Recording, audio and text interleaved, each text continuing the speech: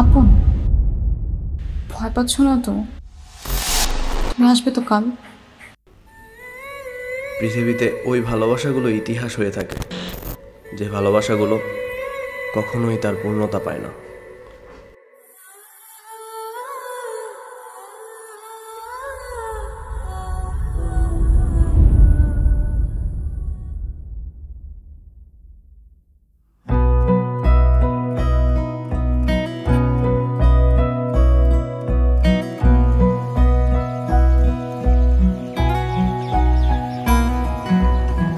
গাড়ি আর যাবে না, এখান থেকে হেঁটে যেতে হবে।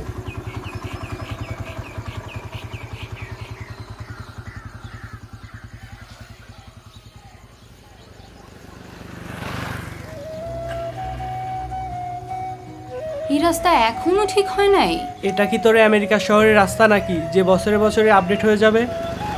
চল যাই। চল হাঁটতে হাঁটতে কথা বলি।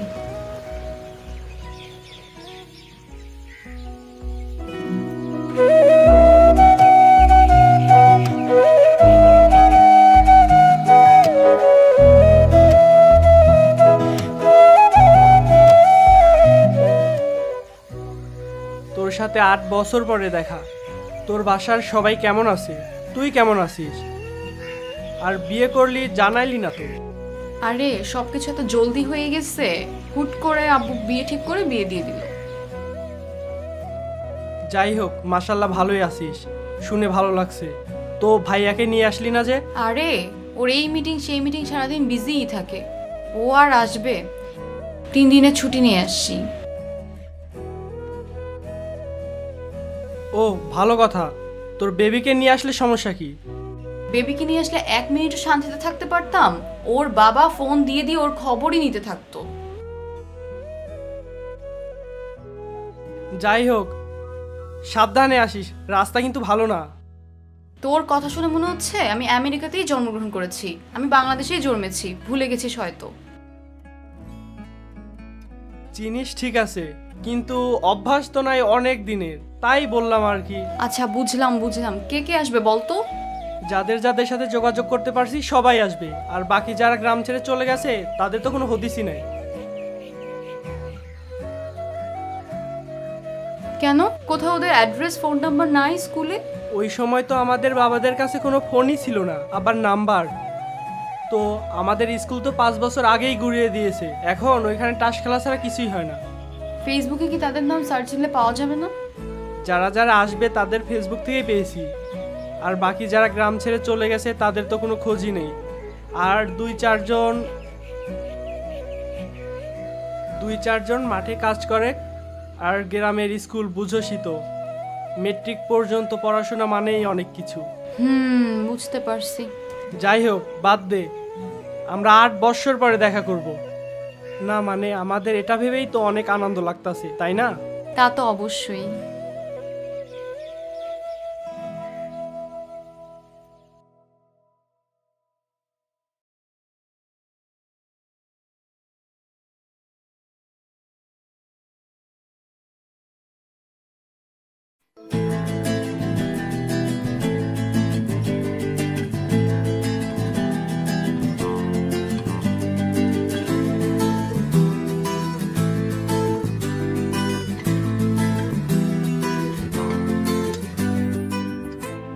কতদিন পরে সবার সাথে দেখা, প্রতি সেকেন্ডে সেকেন্ডে ইমোশনাল হয়ে যাচ্ছি। আরে বাদ দাও, তুমি ছোটবেলা থেকে এরকম ইমোশনাল, সব সময় তুমি ইমোশনাল হয়ে থাকো। আর এসব বাদ দে, তুমি বলো তোমার কি অবস্থা? আমার চলছে, বাসা অফিস, বাসা বাসা সামলানো, অফিস সামলানো, আবার বাসা। আচ্ছা, আমি যা শুনলাম ছোটবেলা তোমার একটা স্কুলে প্রেম ছিল, তুমি সেটা কখনো আমাদের সাথে শেয়ার করো নাই, আজকে বলো।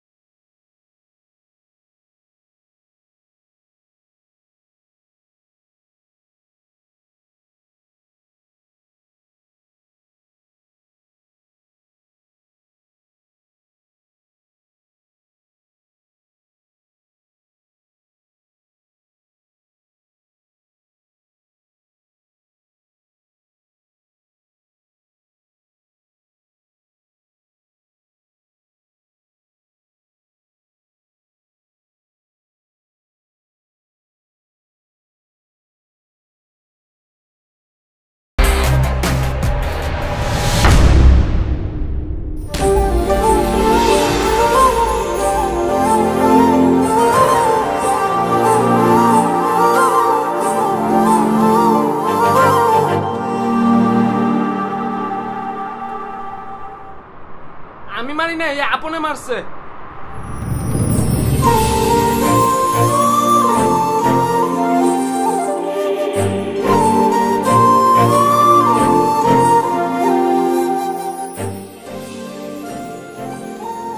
এটা তুই কি করলি?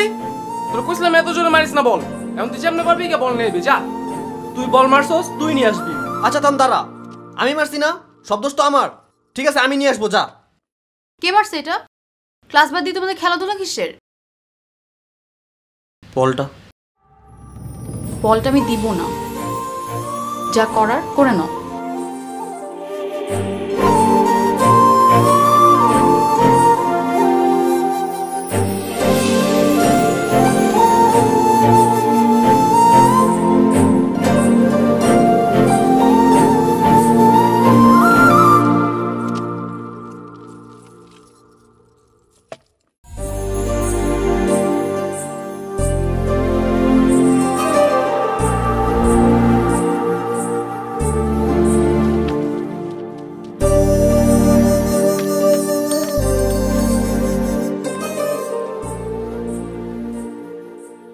কি কিছু বলবা?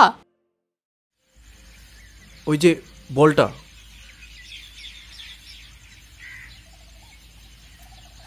এটা হ্যাঁ হ্যাঁ হ্যাঁ, এইটাই। কেন দিব? আর কখনো হবে না, এই জায়গা আর আমরা কখনো খেলবই না। বলটা কি তুমি মারছিলা? না। তাহলে তখন কেন বললে না? তুমি ঠিকঠাক মতো পড়াশোনা করো না কেন? ভালো রেজাল্ট করার কি কোনো ইচ্ছে নেই? এক্সাম আর কয়দিন বাকি? হ্যাঁ আছে, কিন্তু কিন্তু কি? কয়দিন পরে ডিভিশনের ট্রায়াল। তো ডিভিশনে ভালো খেলতে পারলে বাংলাদেশ ক্রিকেট টিমের আন্ডার-19-এ চান্স পাওয়ার একটা সুযোগ পাবো। ও আচ্ছা, তোমার তাহলে ক্রিকেটার হওয়ার স্বপ্ন? হ্যাঁ অনেক। যাক, সবার মতো বাধা ধরার স্বপ্ন তো আর নেই। আচ্ছা, তুমি স্বপ্ন দেখো, ভয় করে না তোমার? ভয় লাগবে কেন? এই যে স্বপ্ন পূরণ না হওয়ার ভয়। এভাবে তো কখনো চিন্তা করিই না। মানুষ তো স্বপ্নের জন্যই বাঁচে, তাই না? যে মানুষের কোনো স্বপ্ন থাকে না, যার আর পাওয়ার কোনো কিছুই থাকে না, সে আর বাঁচে না, মরে যায়। আর আমার জানা মতে মানুষের দেহের মৃত্যুর হিসেব হয়, কিন্তু আফসোস আত্মার মৃত্যুর হিসেব হয় না। এই সমাজে এমন অনেক মানুষ পাওয়া যাবে যাদের আত্মার মৃত্যু হয়ে গেছে, শুধু দেহটাই পড়ে আছে, হয়তো পরিবারের কারো চাপে, আর নয়তো ভয়ে আত্মহত্যাই করতে পারে না। তোমার যদি কখনো এরকম হয়, তুমি কি করবা? আমি তো ডেফিনেটলি সুইসাইড করব, কারণ এইভাবে বেঁচে থাকার কোনো মানেই নেই।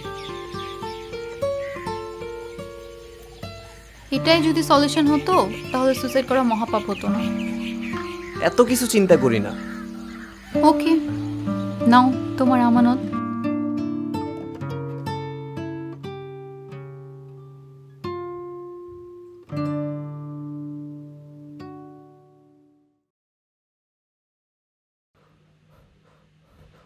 ঐশী, আমরা কি ফ্রেন্ড হইতে পারি?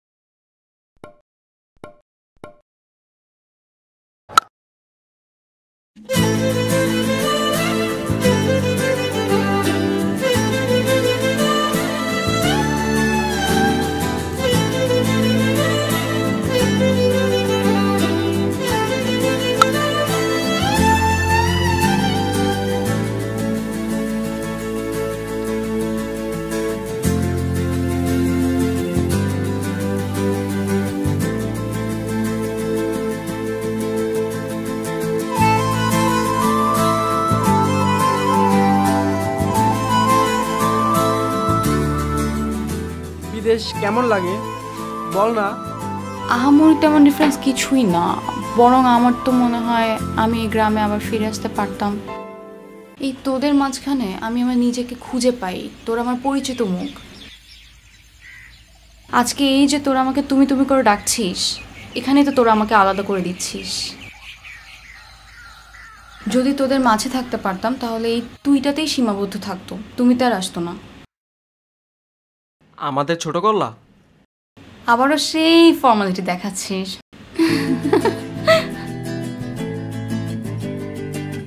আচ্ছা, ছোটবেলায় না তোর একটা রিলেশন ছিল, ছেলেটার নাম কি বল না? বাদ দে না, ও সব পুরনো কথা টেনে আর কি লাভ। আরে বাবা, এতদিন পর দেখা হয়েছে, গল্প করতেছি, বললে সমস্যা কি বল। তুমি এত দূরে দূরে হাঁটছো কেন? তোমার কি কিছু হয়েছে? তেমন কিছু না, এমনিই। বলো। সো তোমার ক্রিকেটের প্রিপারেশন কেমন চলছে? প্রিপারেশন কি আর হবে, এদেশে স্বপ্ন আসলে আমাদের মতো মধ্যবিত্তদের জন্য না, প্রত্যেকটা সেক্টরে রাক্ষসের মতো কিছু মানুষ আছে ঘুষ খেয়ে তাদের পেট ভরার জন্য। ট্রায়ালে গেলে টাকা, সেটা পার হলে ক্লাবে টাকা, সেখানে ভালো খেললেও টাকার কাছে হেরে যেতে হইতেছে প্রতিনিয়ত। এরপর আসে ডিভিশন, আর আর প্রতি ম্যাচের আগে টাকা ছাড়া খেলতে নামাটাই তো সম্ভব না। এইভাবে আর কতদিন ধরে রাখতে পারবো জানি না। শুধু ইচ্ছে থাকলেই তো আর এই দেশে সব হয় না। জানো, এই পুরো সিস্টেমটা না টাকার একটা ডার্ক থিওরিতে আটকানো। যার কাছে টাকা আছে তার 7 খুন মাপ, আর যার নাই, বাবা তুই ভাগ এখান থেকে, এই জায়গা তোর জন্য না। এত সহজে ভেঙে পড়লে চলবে? ভাঙলাম আর কই, হেরে যাচ্ছি এই সমাজের কাছে, এই মানুষজনের কাছে, এই পুরো সিস্টেমটার কাছে। এই এরা কারা রে? এই তোমরা রমজান মাসে রাস্তায় দ্বারা কি করো? হ্যাঁ কি করো? কি করছি মানে? আমরা দুজন মিলে গল্প করছি, খারাপ কিছু তো করছি না। কথা বলতেছো মানে? এই বর্ধমান রাস্তায় দ্বারা কিসের গল্প? হ্যাঁ, মানুষজন দেখলে কি বলবে? দিন দিন মানুষ কি বলবে তোমাদের দেখা? মানুষ কি ভাববে সেটা আমি ভাববো কেন? আর আমরা গল্প করলে তো আপনার দুনিয়া থেমে যাচ্ছে না। এই যে আমি ওর হাত ধরলাম, থেমে গিয়েছে আপনার দুনিয়া? দুনিয়া থামছে কিনা তোমার বন্ধুরে জিজ্ঞেস করো।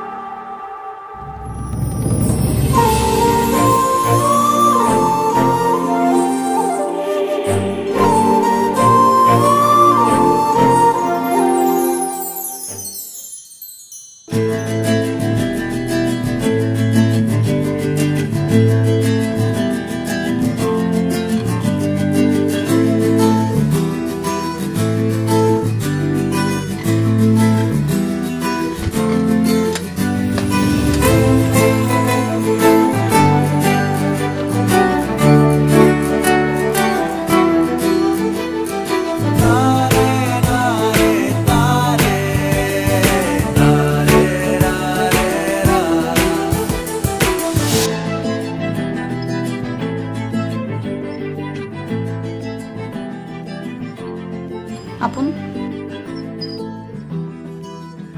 আপন দাঁড়াও।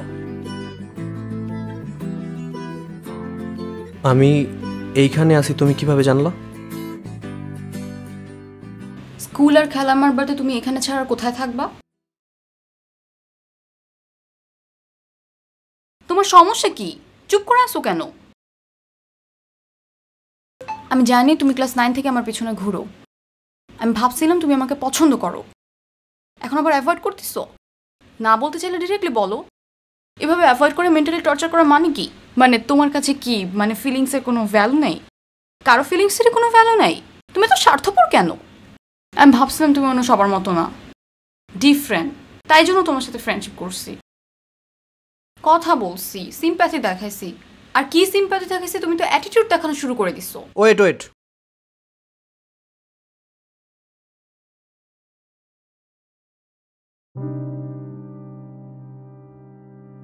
তোমার সমস্যা কি তাই বলো।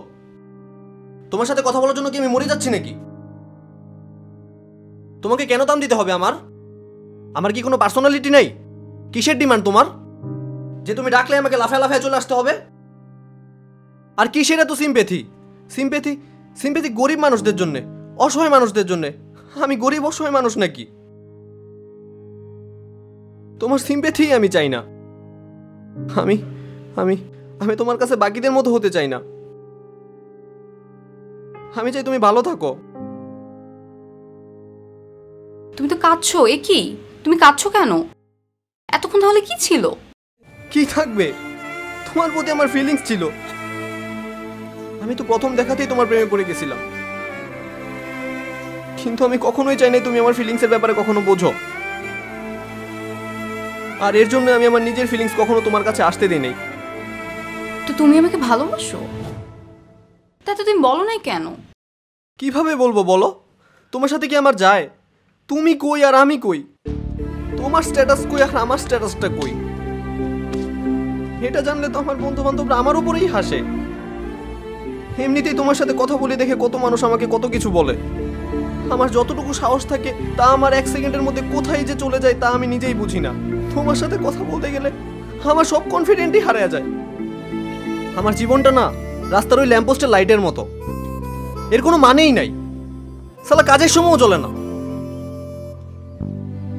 তার মধ্যে এটা আমার কন্ট্রোলেও নাই। আমি চাই তুমি অনেক বড় হও। তুমি না আমার কাছে স্টার। তুমি স্টারই থাকো, তুমি আকাশে থাকো আর আমি নিচে থেকে তোমাকে দেখবো। I love you.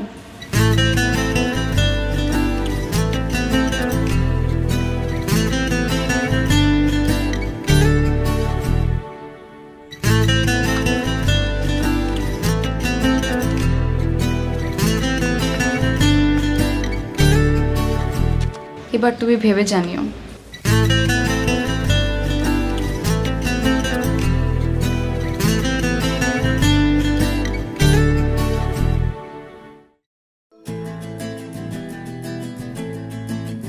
কি ভাবছো?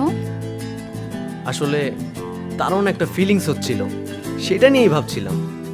ওহ, তাহলে তুমি অনেক বিজি। ঠিক আছে, আমি চাই। এই না না না না, বসো বসো বসো। তাহলে বলো, কি বলবা? আমাকেই তো বলতে হবে না? অবশ্যই। আচ্ছা, তোমার পুরা নাম কি? Nusrat Jahan Oishi. Nice to meet you. Majharul Islam Apon. Nice to meet you too. আচ্ছা চলো আমরা হেঁটে হেঁটে কথা বলি। হ্যাঁ, শিওর।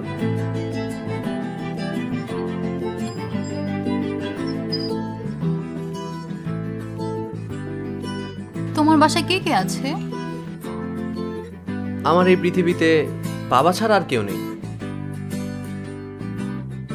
তুমি কি তোমার মার মতো দেখতে হয়েছো? এমন হলে তো ভালোই হইতো। আমার মা অনেক সুন্দর ছিল। আচ্ছা, তুমি তোমার মায়ের সৌন্দর্যের 2 লাইনের বর্ণনা করো তো। একটা মা যখন তার সন্তানকে প্রথমবার কোলে নেয়, তার মুখে যে হাসিটা থাকে না, আমার মা তেমন সুন্দর ছিল। মেয়েদের হাসির সাথে সৌন্দর্যের তুলনা করা খুবই কমন একটা বিষয়। Try to be unique. তা হয়তো হতেই পারে, কিন্তু এটাই পৃথিবীর দ্বিতীয় পবিত্র জিনিস। আর প্রথমটা? ছেলেদের কান্না।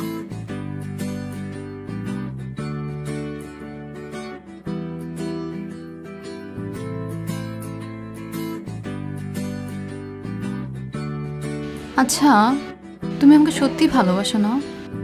এইটা কেমন কোশ্চেন করলা? তুমি কোনোদিন এই কোশ্চেনটা আমাকে আর করবা না। আচ্ছা ঠিক আছে, ঠিক আছে। আচ্ছা শোনো, আমরা আমাদের ভালোবাসার মধ্যে একটা জিনিস মেনটেন করব। কি? এই যে আমাদের রিলেশনটা, এই ব্যাপারে আমরা কখনো কারো কাছে কোনো কিছু শেয়ার করব না। কেন? আরে বোঝো না, এই দিন শেষে আমার বন্ধুরাই আমাকে নিয়ে মজা নেবে। বুঝলাম বুঝলাম, ঠিক আছে, বলবো না।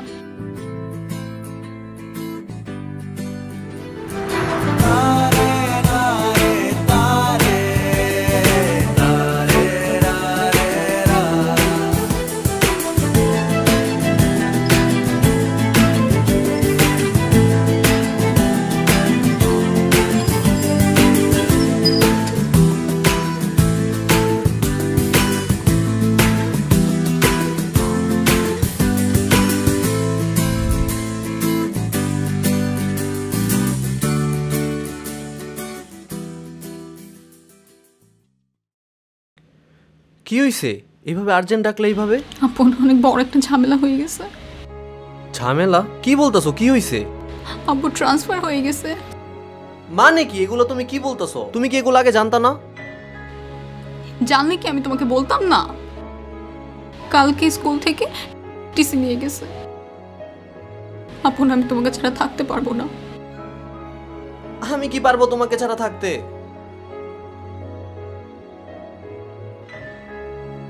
চলো না বিয়ে করে ফেলি। বিয়ে? আমাদের বয়সই বা কত? আমরা কিভাবে এখন বিয়ে করব? ও সব ঝামেলা আমি ঠিক করে ফেলবো, ও সব ব্যবস্থা আমি করব। তুমি জাস্ট কালকে 10টায় এই জায়গাতে থাকবা। আচ্ছা আচ্ছা ঠিক আছে। আপন ভয় পাচ্ছ না তো? তুমি আসবে তো কাল? না না, আসবো। ভয় পাওয়ার কি আছে?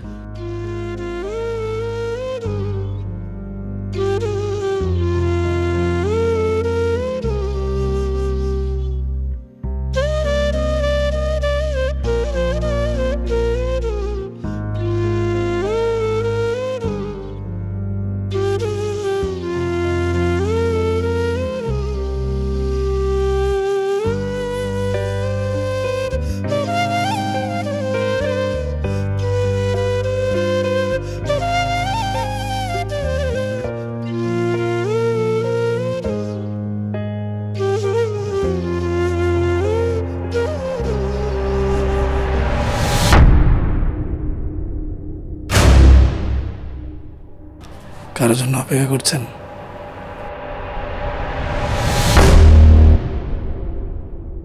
জি না, মানে এখানে যারা আসে কারো না কারো অপেক্ষাতেই আসে, আর অপেক্ষাতেই থেকে যায়। যেমন আমি আছি 4 বছর।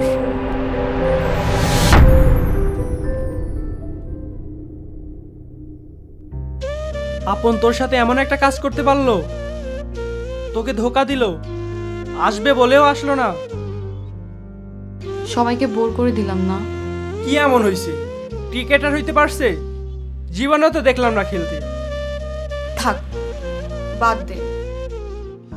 পুরনো কথা ভেবে আর লাভ কি? এসব কথা ভালো লাগছে না এখন। আরে বাদ দেবো মানে? চল দেখে আসি শালা এখন কোথায় আছে, কেমন আছে। পাগলামি করিস না তো। পাগলামির কি আছে? তুই যে ভালো আছিস ওকে দেখে আসি। ওঠ চল। না, এগুলো আমি দেখাতে চাই না। আমি আমার লাইফে হ্যাপি আছি। নতুন করে পুরনো কথা মনে করতে আমি আর চাই না। তুই চল তো, ওঠ। ওই চল চল চল, আমরা যাই, ওরে খুঁজে নিয়ে আসি।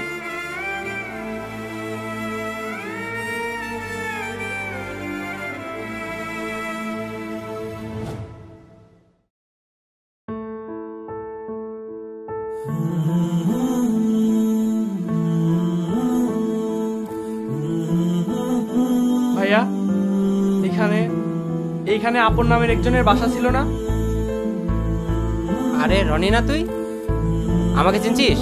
আরে ভাই, চিনলাম না তো। আরে ঐশী, বিদেশ থেকে চলে আসছিস তুই? সেই 8 বছর আগে তুই।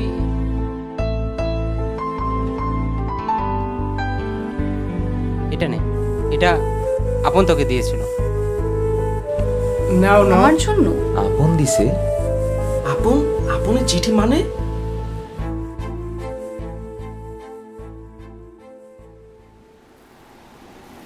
প্রিয় ঐশী, কেমন আছো? তুমি যদি চিঠিটা পেয়ে থাকো তাহলে আমার শেষ ইচ্ছাটা পূরণ হয়েছে। আমি সেদিন এসেছিলাম ঐশী, তুমি আমাকে ভুল বুঝো না। শুধু সেদিনই না, আমি আরও অনেকবার তোমার কাছে গিয়েছিলাম। আমি অনেকবারই তোমার সাথে কথা বলতে চেষ্টা করেছিলাম। ঐশী, তুমি যখনই চিঠিটা হাতে পাবে বুঝে নিবে আমি এই পৃথিবীতে আর নেই। সেদিন সকাল থেকে আমি খুব খুশি মনে রেডি হয়ে বেরিয়েছিলাম তোমার উদ্দেশ্যে।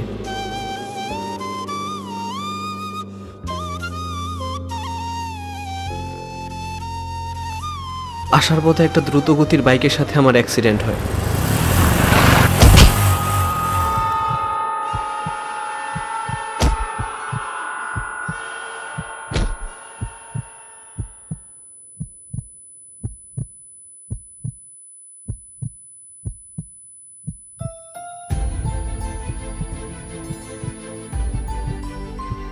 কাপুরুষের মতো পালিয়ে যাওয়ার লোক আমি না ঐশী। আমার যখন হুঁশ আসে তখন আমি হাসপাতালের বেডে শোয়া। আমার পা দুটোকে অ্যাক্সিডেন্টের পর কেটে ফেলা হয়েছে। আমার জীবন হয়ে যায় হুইল চেয়ারে বন্দি। ঐশী, এরপরও তোমার সামনে যাবার অনেক চেষ্টা করেছি, কিন্তু পারিনি। আমার আব্বা আমার চিকিৎসার জন্য আমাদের একমাত্র বাড়ি আর চাষের জমিটাও বন্ধক রাখে। কিস্তির টাকা এক সময় তার কাছে বোঝা হয়ে উঠতে থাকে। এক পর্যায়ে আব্বাও আমাকে ছেড়ে চলে যায়। ঐশী, তোমাকে একটা কথা বলেছিলাম না, মানুষের যখন স্বপ্ন মরে যায় তখন তার আর বেঁচে থাকার কোনো মানেই থাকে না। আমিও সেই পথেই যাচ্ছি ঐশী। হ্যাঁ, আমি মরতে যাচ্ছি। আমার শুধু একটাই অনুরোধ, তুমি আমাকে ভুল বোঝো না ঐশী। আমি সেদিন এসেছিলাম ঐশী, আমি সেদিন এসেছিলাম।